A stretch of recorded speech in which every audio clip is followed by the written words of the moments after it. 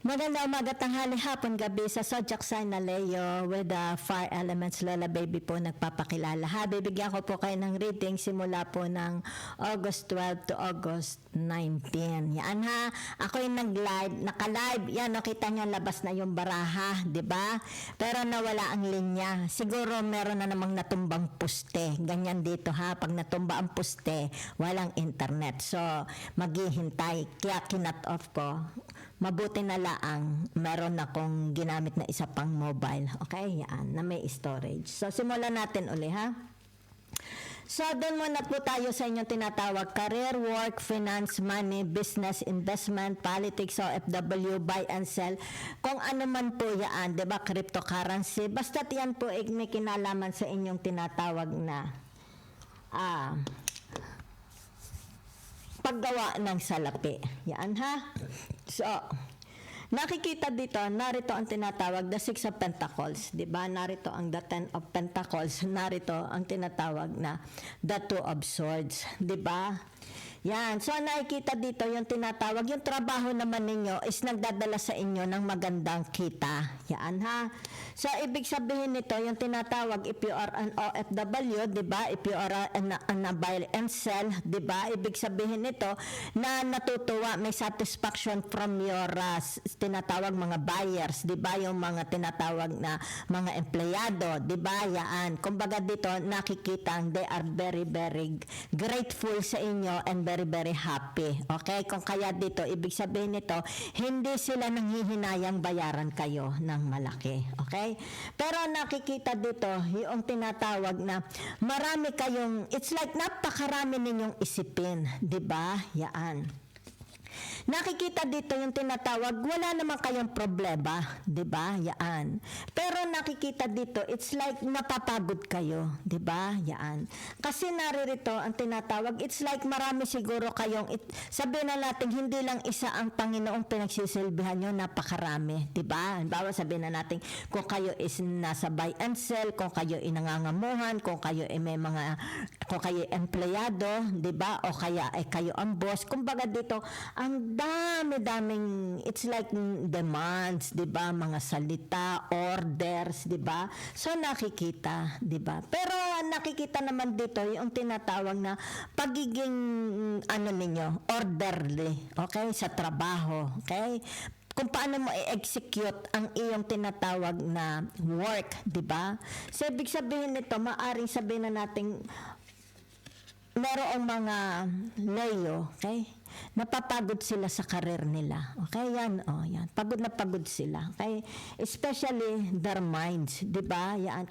Pero nakikita dito na-accomplish nila, 'di ba? Nagagawa nila. Okay? Kumbaga dito marami silang napapaligaya.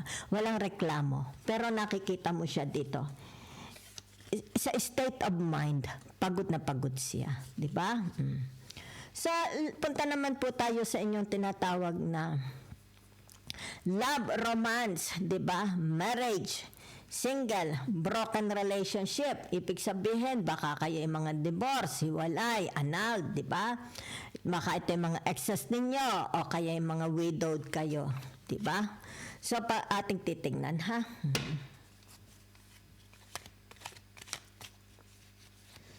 Nakakapagod ang inyong trabaho, 'di ba? Yan. Yung inyong career nakakapagod, 'di ba? Yan. Very very taxing sa inyong pag-iisip. Yan. Maaring isip mo lang, hindi lang isip, pati yung inyong tinatawag na action, 'di ba? Yan, paggawa, okay? Nakakapagod, very very taxing. So let's see. Ace of Swords, 'di ba? Ano itong Ace of Swords na ito? A relationship. Sandali ha. Meron, sabihin na natin ha, sandali lang ha. Meron ditong, it's like sabihin na natin bagong relationship, 'di ba? Yan.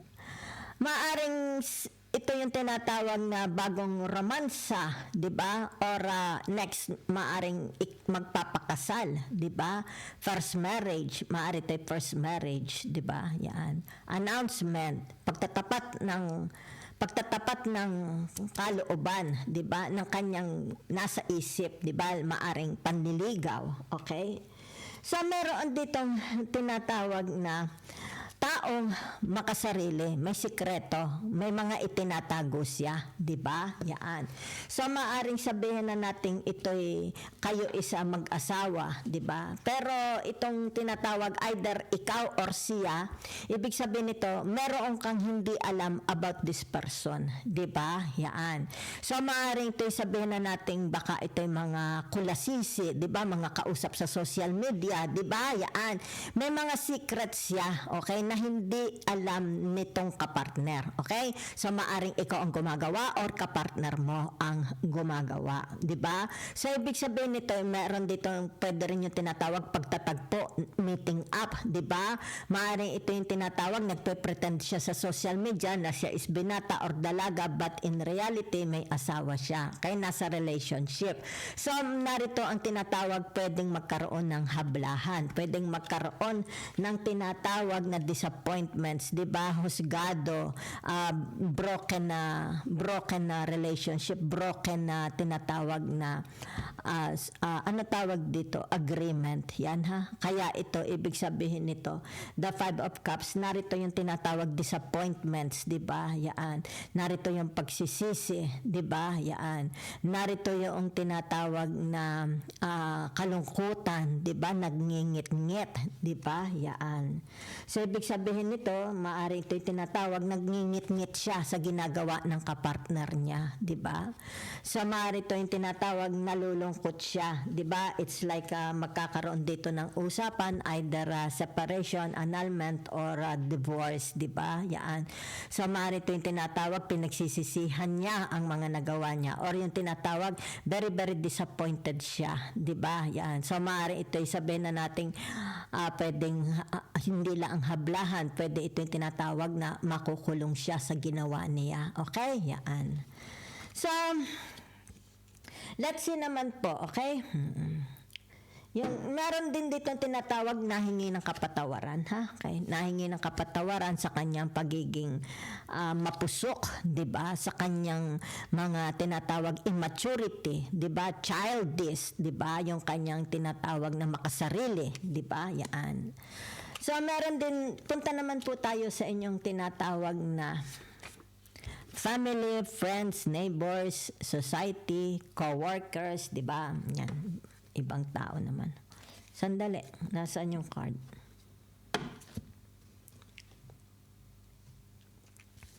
Okay.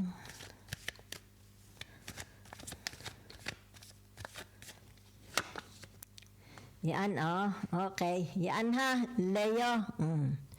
So, ibig sabihin nito, yung tinatawag na maano kayo, mahal nyo ang, siguro ito yung mga siblings nyo, family nyo, di ba? Mga kaibigan, kung sino man ito, napaka mapagbigay ninyo, di ba? So, meron ditong tinatawag na kung sino ito magte-take over ng properties. Di ba? Meron dito, maaari sa family, meron magte-take over ng properties ng bahay, di ba? Yan. Kung ano man yan. Okay? So ito rin yung tinatawag at time, maaring you are thinking, baka nag-iisip kayo, 'di ba, ng tinatawag na pagbabakasyon, pag-uwi, 'di ba, maaring babalikan kung saan kayo pinanganak, ang inyong lumang bahay, ang inyong kung saan kayo nag-aral, 'di ba? It's all about nostalgia, okay? The past 'yan, ha? Okay. So, narito rin yung tinatawag na may mga umalis na sa buhay ninyo. Di ba? Maaring sabihin na nating either nangapit bahay, lumipat na ibang bahay. Okay? Sa mga family mo. Di ba? Hindi sa iyo, family mo. Maaring kapatid mo, pinsan mo, relatives mo, 'di ba, magulang mo, ibig sabihin nito lumipat na ng bahay. Kaya nagkaroon sila ng another family. Okay? Pwede rin naman ito yung tinatawag na lumisan na, okay? Maaaring lumisan na sa mundo, 'di ba? So, naririto ang tinatawag na the seven of cups. Yan ha. naririto ang tinatawag na the Knight of Wands. Yan ha. So whatever is this, ibig sabihin nito, yan ha. Meron ditong, sabihin natin kung sino itong member of the family, baka mga friends din, di ba? Kung sino man yan, tinatawag na nangangailangan sila ng saklolo, di ba? Nangangailangan sila suporta, nangangailangan sila sa bawa pera, nangangailangan sila ng tinatawag tulong, maiiyakan, ma-advise, di ba? So it's more about action, di ba? Yan. Kung ano itong nakakabuti sa taong ito, di ba? Kasi kumbaga dito yung tinatawag, narito ang the Seven of Cups, okay? Ibig sabihin nito, itong taong ito, may mga demands siya, okay? May mga demands hinihingi sa inyo. So, binibigay nyo, di ba? Yan, binibigay ninyo, okay? It's like tinatawag agad-agad pinadadala mo ang tulong. Yan ha, maaring family, mga siblings, di ba? Pinsan, relatives, friends, kasama na kapitbahay, kasama sa trabaho, di ba? So nakikita dito yung tinatawag mga pangangailangan nila na kailangang maibigay. So ibig sabihin ito yung tinatawag ipinadadala niyong tulong. Okay? Napaka matulungin ninyo. Okay? So let's see about your tinatawag health. Okay? Punta tayo sa health ninyo, health ng family, di ba? Health ng spouse, siblings, mga anak. Okay. Oo. Maano naman, ibig sabihin nito yung tinatawag na manageable. Wala namang problema. Ano? Kung halimbawa health ninyo ito, di ba? Yan. Ibig sabihin nito yung tinatawag kung ano itong inilalagay mo sa iyong sistema. Di ba? Very, very helpful. Maaring sabihin na natin, umiinom kayo ng mga tsaa, di ba? Umiinom kayo ng mga herbals, di ba? Yan. So, family mo ganun din. Very healthy, ha? Drink a lot of water, ha? Drink a lot of water. So, naririto yung tinatawag na improvement. It's like tinatawag na yung iyong carossery. Okay? Pangangatawan ng pamilya mo, asawa mo, mga anak mo, pati ikaw is nakikita dito na inaalagaan, 'di ba? It's like masyado kayong particular sa mga kinakain ninyo, 'di ba? Yan. Ibig sabihin nito siguro walang mga junk foods, 'di ba? Yan. Walang mga junk foods, hindi nyo tinatawag na inaabuso, okay? Kung ano ipinapasok nyo sa katawan nyo, okay? So, narito ang tinatawag na the Ace of Swords, di ba? It's like, ito'y bagong, maaaring sabihin na nating bagong aktibidades, di ba? More outside activities, di ba? Yan. More fun, okay? Yan. So, ibig sabihin nito, there is a celebration, okay? Maaaring sabihin na nating tinatawag na a celebration with your family, friends, because nagkaroon dito ng magandang resulta. Maybe ito yung tinatawag resulta from the surgeon, resulta from the doctors, di ba? Yan. You will receive a good news regarding your health, your family health, di ba? Yan. So, maganda po. So, let's see if there is a success and red flags, di ba? Saan man itong areas sa buhay ninyo. So, okay. So, ibig sabihin nito yung tinatawag na okay pa naman, 'di ba? Yan. Ito yung tinatawag na strength ninyo. Tinatawag the Two of Pentacles. Paano mo na babalance your everyday lives, 'di ba? Yung pamumuhay mo sa araw-araw, sa pamilya man ito, relationship to others, sa trabaho mo, 'di ba? Paano mo ito na naiitaguyod, okay, nang maluwalhati sa maghapon, 'di ba? Kahit may kabigatan, okay? Kahit na pagod ang inyong pag-iisip, 'di ba? Kumbaga dito yung tinatawag na at least lahat walang comments, 'di ba? Walang reklamo, 'di ba? It's like pantay-pantay, 'di ba? Lahat naiibigay, 'di ba? Kumbaga dito yung tinatawag yan na naiibigay. Yan ha. So, ibig sabihin nito, kung ano man ang demands, 'di ba? Yan. Naiibigay, 'di ba? It's like tinatawag ito yung action, okay? Ina-actionan agad. Hindi na ito pinag-iintay. Agad action, di ba? Kumbaga dito yung tinatawag, sugod, action, bilis, di ba? So, naririto ang tinatawag na the death, di ba? So, ibig sabihin nitong the death na ito is tinatawag na kung ano ang mga nararanasan ninyo, di ba? Yan.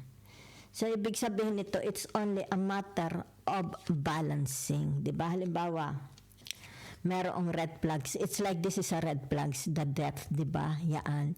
Bago ito magsimula, kailangang masugpo. Yan ha, kaya dito, 'di ba? Yan. Ito yung tinatawag na kailangang i-organize, kailangang iplano, aagapan na para magkaroon ng success, 'di ba? Bago mangyari ang tinatawag na the death. Okay? Yan. Bago ito yung tinatawag na ma-worsen, 'di ba? Ma-aggravate, 'di ba? Bago ma-aggravate, kailangan ito is tinatawag na unahin na, bigyan ng focus. Yan ha. So that's what I see for you. Okay? So narito ang tinatawag the wheel of fortune, di ba? So ibig sabihin nito lack, okay, may prosperity, abundance, especially sa trabaho, sa career ninyo, di ba, sa pamemera, relationship to others, family, mga pangangailangan kung ano mga wala sa buhay ninyo, di ba? It's like dito magkakaroon ng healthy family when it comes to their health, di ba? So ibig sabihin nito yung tinatawag bagong anyo, 'di ba? It's like a new image, a new you, 'di ba? Yan. So kung ano man ito, yung tinatawag, meron ditong tinatawag na may mga nagsisisi, kailangang patawarin. Okay? Yan. So meron din ditong tinatawag na ayan ha. Kasi nakita nyo Ace of Swords and the Ace of Swords, 'di ba? Yan. Okay? So ibig sabihin nito, 'di ba, dito may corona, 'di ba? Dito walang corona. It's like ito ay red flag.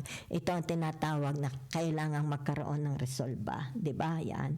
So ibig sabihin nito, kung ano man itong sekreto ng taong ito, dahil dito siya sa Ace of Swords na walang corona, ma-expose ito. Ito yung tinatawag na mauuwi sa kanyang kahihiyan, 'di ba? Yan. Mauuwi, makokonsensya. It's like kokonsensya siya ng the Ace of Swords. Yan ha, yan. Kumbaga dito walang pangmatagalang sekretong hindi nalalantad. Okay? Yan, pagsisisi.